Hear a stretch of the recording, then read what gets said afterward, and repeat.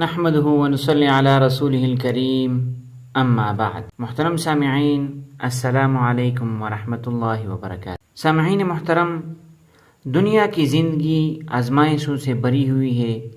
کبھی ہم بیماریوں میں گھر جاتے ہیں، کبھی دشمنوں کی سازشوں میں، کبھی نظر بد، جادو یا جنات جیسی چھپی ہوئی آفات سے دوچار ہو جاتے ہیں۔ حالات کی سختیاں، بے سکونی، خوف، بے برکتی، یہ سب مل کر زندگی کو مشکل بنا دیتی ہے، اور انسان چاہے کتنا بھی طاقتور ہو، دل کے کسی نہ کسی گوشے میں ایک انجانا سا خوف ضرور چھپا ہوتا ہے کہ نہ جانے کب کون سی مصیبت آ جائے، کب کون سا حادثہ پیش آ جائے، کب کون سا نقصان ہو جائے۔ ایسے میں بندہ مومن کی سب سے بڑی پناہ، سب سے مضبوط قلعہ اللہ تعالیٰ کی حفاظت ہے۔ قرآن و سنت ہمیں یہی سکھاتے ہیں کہ جب ہم سچے دل سے اللہ تعالیٰ کی طرف رجوع کرتے ہیں، اس سے مدد مانگتے ہیں، تو وہ ذات ایسی حفاظت عطا کرتی ہے جو ہر ظاہری اور باطنی دشمن کے خلاف ڈھال بن جاتی ہے۔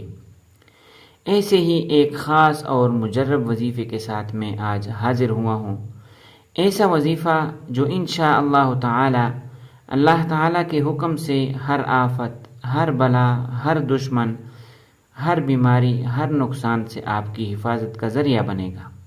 لیکن یاد رکھیں، موت ایک ایسا وعدہ ہے جو ہر ذی روح کے ساتھ طے ہے، اس سے فرار کسی کو نہیں۔ لہٰذا یہ وظیفہ موت کے سوا ہر آفت سے حفاظت کے لیے ہے۔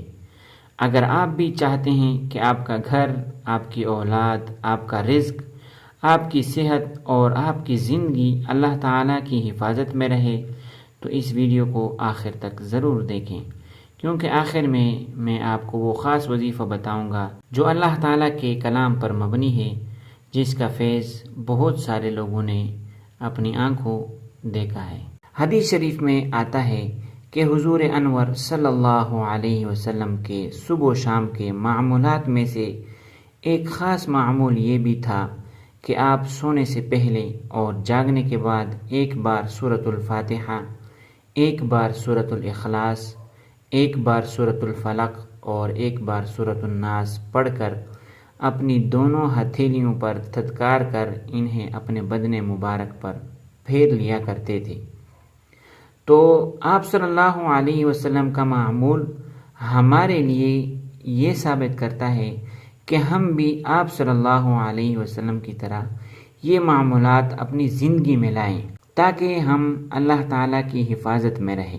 دوسری حدیث میں آپ صلی اللہ علیہ وسلم کا ارشاد گرامی ہے، صبح و شام جو شخص اس معمول کا اہتمام رکھے گا، موت کے سوا ہر آفت سے محفوظ رہے گا۔ یہاں پر کتنی بڑی فضیلت ہے جو آپ صلی اللہ علیہ وسلم نے ارشاد فرمائی ہے، اس کا اہتمام انتہائی ضروری ہے۔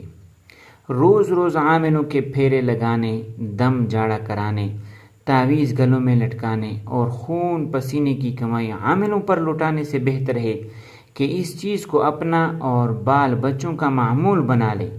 انشاءاللہ کوئی جادو ٹونا، کوئی آسیب، کوئی بندش، کوئی زمینی اور آسمانی آفت آپ کی دہلیز پار نہیں کر سکے گی۔ تو آپ لوگوں سے بھی یہی درخواست ہے کہ جو آپ صلی اللہ علیہ وسلم کا معمول ہے، اسی معمول کو آپ اپنا معمول بنائیں اور اپنے بچوں کا معمول بنائیں۔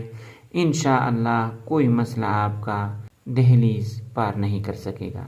اللہ تعالیٰ سمجھنے کی توفیق عطا فرمائے۔ اللہ تعالیٰ آپ لوگوں کو بہت زیادہ خوش رکھے۔